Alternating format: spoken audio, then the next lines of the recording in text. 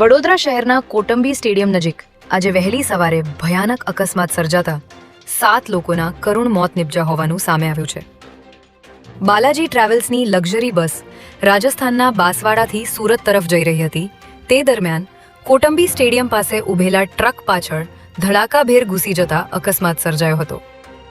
દુર્ઘટનાની જાણ થતાં વડોદરા ફાયર બ્રિગેડની ટીમો તેમજ એસડીઆરએફ અને એનડીઆરએફની ટીમો તાત્કાલિક ઘટના સ્થળે દોડી આવી હતી અને બચાવ કામગીરી હાથ ધરી હતી.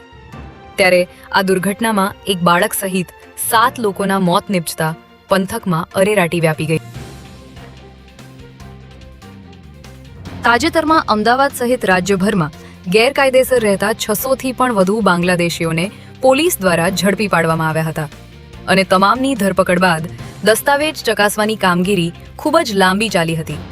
ત્યારે હવે સરળતાથી બાંગ્લાદેશીની ઓળખ થાય તે માટે પોલીસ દ્વારા પ્રતિરક્ષા એપ્લિકેશન ડેવલપ કરવામાં આવી છે, જેમાં માત્ર ચહેરો સ્કેન કરતા તમામ વિગતો મળી જશે. આ એપ્લિકેશન આધાર કાર્ડ સાથે લિંક કરવામાં આવી છે, જેના કારણે કોઈ પણ વ્યક્તિનો ફોટો સ્કેન કરતા જ તેના આધાર કાર્ડની તમામ વિગતો સામે આવી જશે અને આસાનીથી બાંગ્લાદેશીની ઓળખ થઈ શકશે. આગામી રથયાત્રા અને મોહરમના તહેવારો દરમિયાન શહેરમાં શાંતિ અને કાયદો જળવાઈ રહે તે માટે કાગડાપીઠ અને દાણીલીમડા સહિતના વિસ્તારોમાં પોલીસ દ્વારા કોમ્બિંગ હાથ ધરવામાં આવ્યું હતું.